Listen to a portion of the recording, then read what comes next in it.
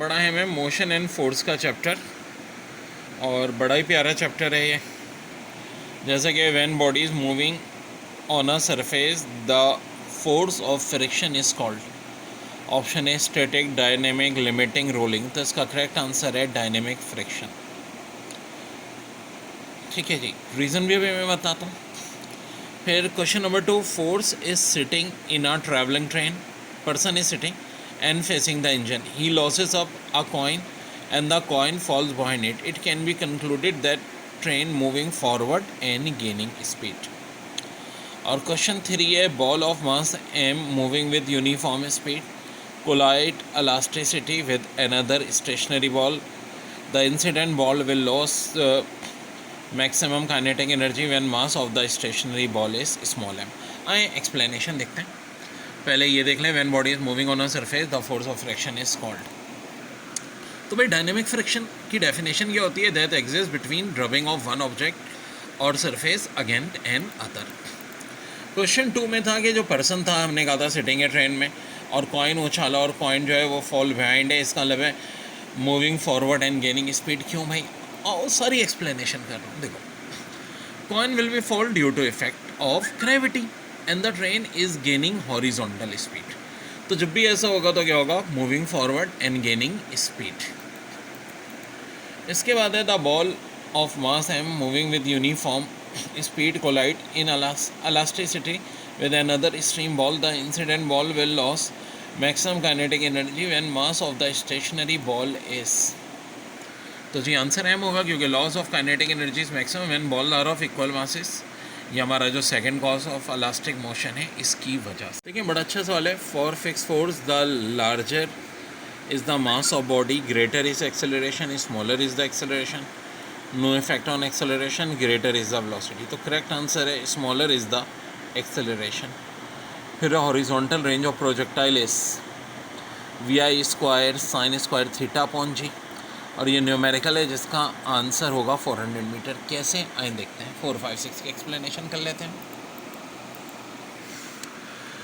Smaller is, देखो F equal to M A होता है, एम एफ अपॉन ए हो जाएगा।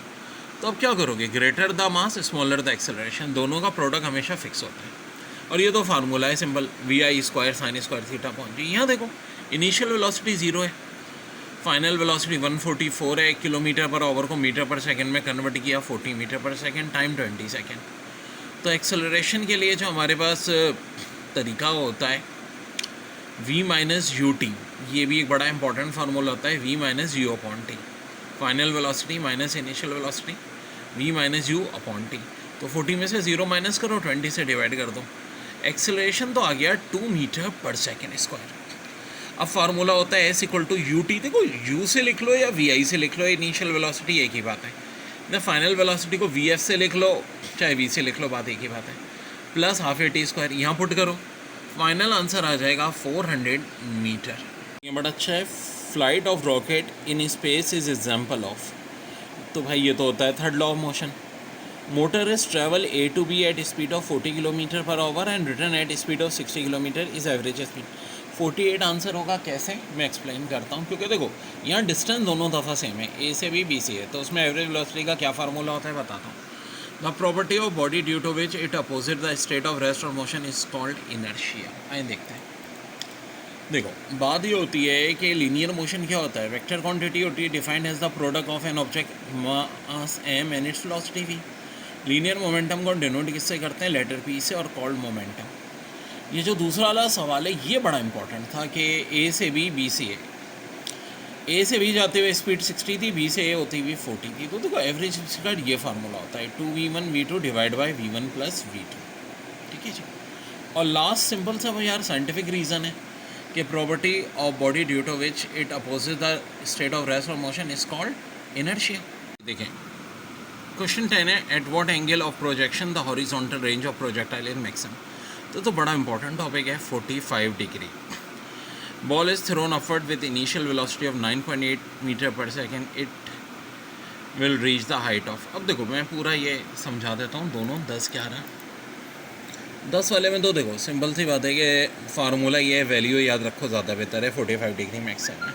यहाँ देखो, v f square minus v i square equal to 2AH। V f 0 है, वी 9.8 है। अब अगेंस्ट द ग्रेविटी जा रहा है, ए 9.8 माइनस में होगा, इधर फार्मूले में पुट कर लो, ठीक है। 9.8 की जगह वी आई, वी एफ की जगह 0, ए की जगह माइनस 9.8, तो एच आ जाएगा जो कि आ जाएगा आपका 4.9, ठीक है भाई। यहाँ फाइनल वेलोसिटी पूछ रहे हैं, velocity of particle at an instant is 10 meter पर second and after 5 second the velocity of particle is 20 meter पर second. The velocity 3 second before the maximum velocity. अच्छा, बड़ा अच्छा सवाल है। जब स्टार्टिंग में थी 10 मीटर एक ख़ास टाइम पे ना, फिर 5 सेकेंड बाद 20 मीटर पर सेकेंड हो गई, तो velocity 3 second before the maximum velocity is, maximum velocity से 3 सेकेंड पहले कितनी थी? तो यार ये ज़रा टेक्निकल है। ये देखो, पहले तो हमारा एक फार्मूला होता है, a equal to v f minus v i लगा देंगे हम अपॉन टी, तो इससे एक्सेलरेशन आ जाएगा 2। अब देखो बात ही होती है, फिर फाइनल वेलोसिटी का होता है formula v f equal to v i plus t. मैं इससे ज़्यादा आसान ट्रिक बता देता हूँ, देखो ज़्यादा आसान ट्रिक क्या कर लो भाई, 10 से 20 हुआ 5 सेकंड में, ठीक है। तो 20 और 10 में कितने का फ़र्क है? 10 का। 10/5, 10/5 कितना होता है? 2। तो 6 सेकंड कम हो रही है, तो 3 सेकंड पहले कितनी होगी? 3 2 ज़ा 6, 20 में से 6 माइनस करना है बेसिकली, आंसर 14 होगा। ये ऑप्शन में मिस्टेक्स थी, 20 माइनस 6 यानी कि 14। अब सवाल है, after terminal velocity a fog droplet falls vertically with an acceleration equal to g, less than g, greater than g. तो इसका असल आंसर है equal to C, 0, option D. फिर है which law is applicable in the motion of rocket in the space. तो correct answer है conservation of linear momentum. और which of following can be zero when the particle is in motion for some time displacement. So reason देख लेते हैं। 13 वाले में देखो, terminal velocity is defined as the constant speed that the freely falling objection eventually reaches when the resistance of the medium through which it is falling prevent further acceleration। v constant होगा तो acceleration 0 होगा। और conservation of momentum क्या कहते हैं? state that when forces no net external force acting on a system of particle the total momentum of system is conserved। और displacement वाले का रीज़न है when particle is in motion speed can not be zero and body will cover some distance, displacement can be zero, that is displacement will be zero for gas molecule enclosed in a container. तो correct answer हो गया option B. Everything in the vastness of space is in a state of rest, rectilinear motion, perpetual motion, circular motion. ये है question number 16। So dear, इसका correct answer है perpetual motion. क्यों भाई? is the motion of hypothetical machine which once activated would run forever unless subject to an external force or to wear। ये है इसका correct answer. Again, the least count is called fractional uncertainty, absolute uncertainty, percentage uncertainty, और ये पूछा है तो इनकी भी एक्सप्लेनेशन दे रहा हूँ। तो देखो, इसका करेक्ट आंसर है एब्सोल्यूट अनसर्टेनिटी। एब्सोल्यूट अनसर्टेनिटी क्या होती है? Absolute error. It is size of range of values in which true value lies. इसके बाद देखते हैं question number 18। The equation for uniformly accelerated motion can also भी applied to free fall motion of the object moving with. तो इसका answer है constant acceleration. क्यों? आओ चेक कराता हूँ। तो इसका हाँ जवाब है, first equation of motion equal to v equal to u plus at, it gives the velocity acquired by a body in time t। The second equation is s equal to ut plus half at squared, it gives the second equation। third equation है 2s equal to।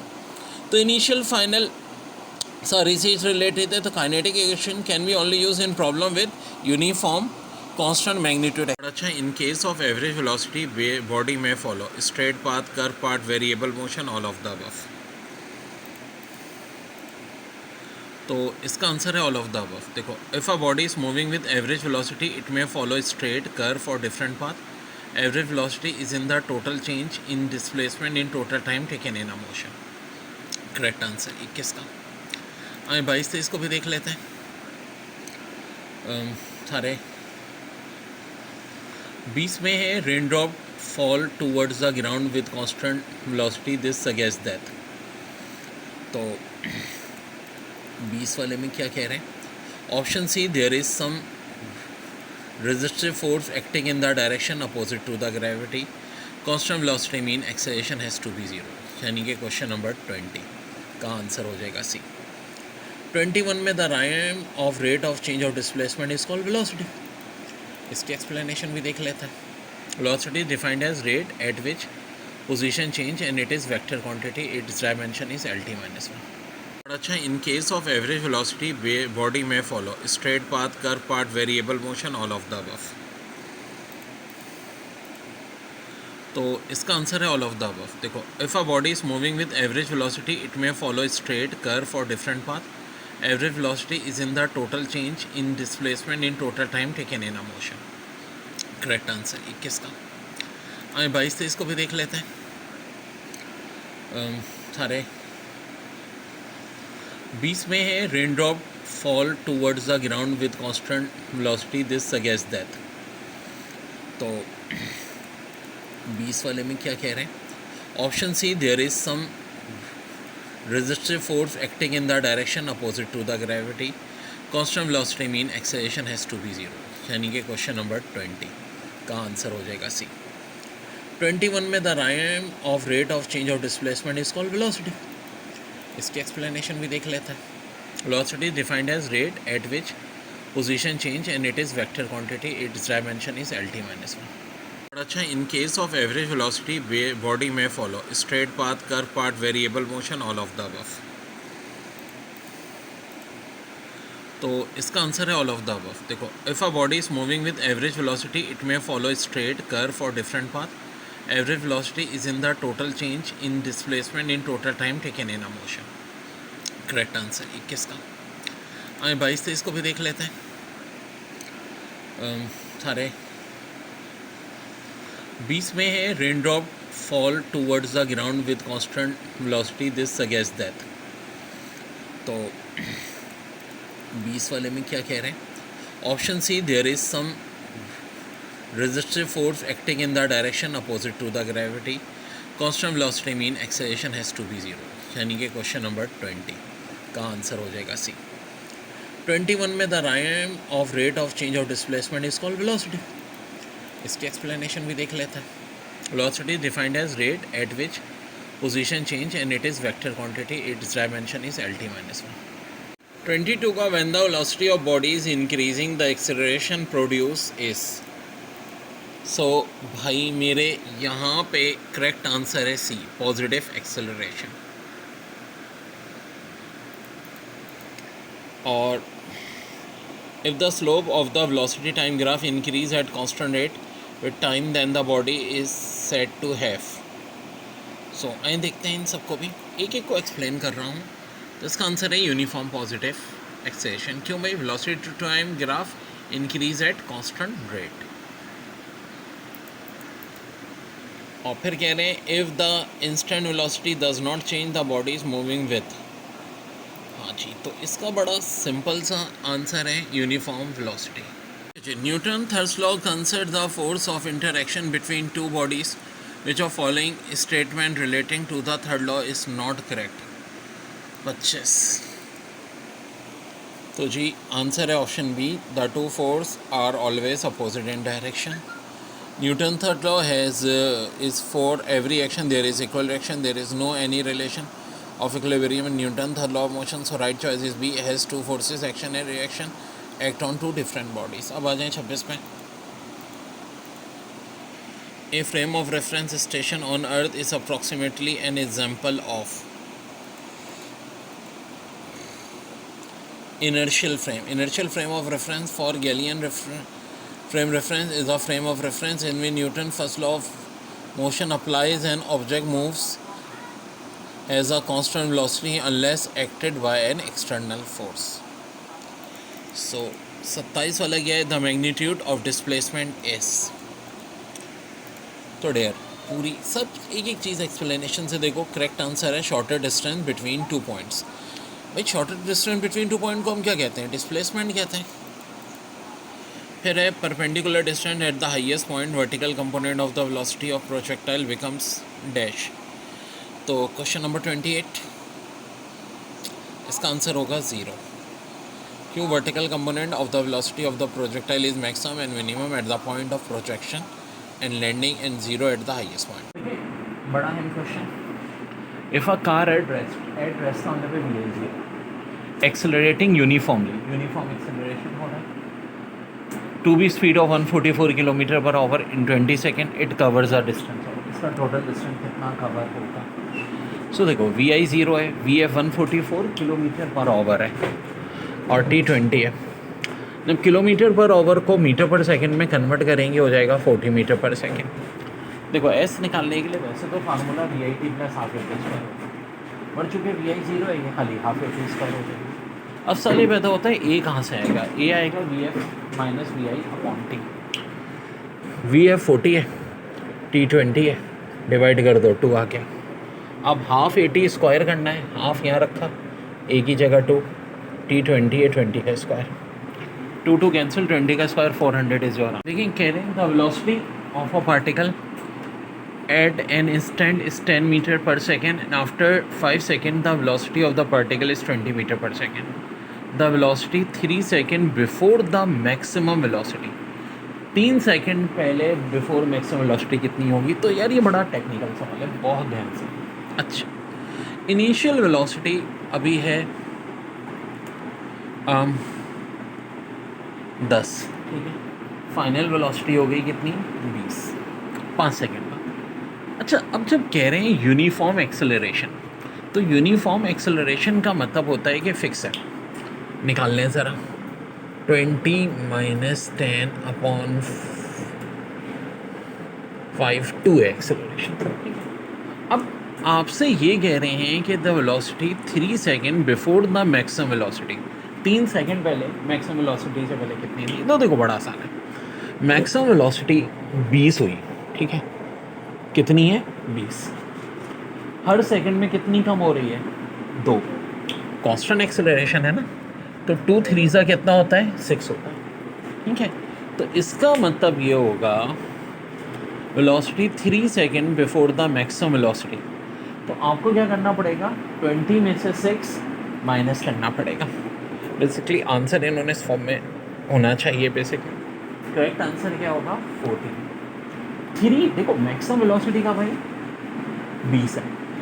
अच्छा, उससे 3 second पहले velocity कितनी थी ये पूछा है। तो 1 सेकंड पहले 18 होगी, भाई एक्सेलरेशन 2 है ना। 2 सेकंड पहले मजीद 2 कम कर दो 16। 3 सेकंड पहले कितनी होगी? 14। आंसर 14। बड़ी अच्छी MCQs है। Ball is thrown upward with an initial velocity of 9.8 metre पर सेकेंड, ठीक है। It will reach the height of, पूछ रहे हैं हम। देखो बड़ा अच्छा सवाल हो गया। फार्मूला होता है 2VF square minus VI square equal to 2FH। S से मुराद यहाँ हाइट है और ए से मुराद एक्सेलरेशन ड्यू टू ग्रेविटी 9.8 है। हाइट ही चाहिए भाई, फाइनल वेलोसिटी तो 0 हो जाएगी, स्टे हो जाएगा। VI 9.8 square. एच चाहिए तो भाई ये 2 और ए को डिवाइड कर दो, 9.8 कट जाएगा। 9.8 को 2 से डिवाइड करो, कितना हो जाएगा? 4.9 मीटर, ठीक है। तो आंसर हो जाएगा ऑप्शन बी, 4.9।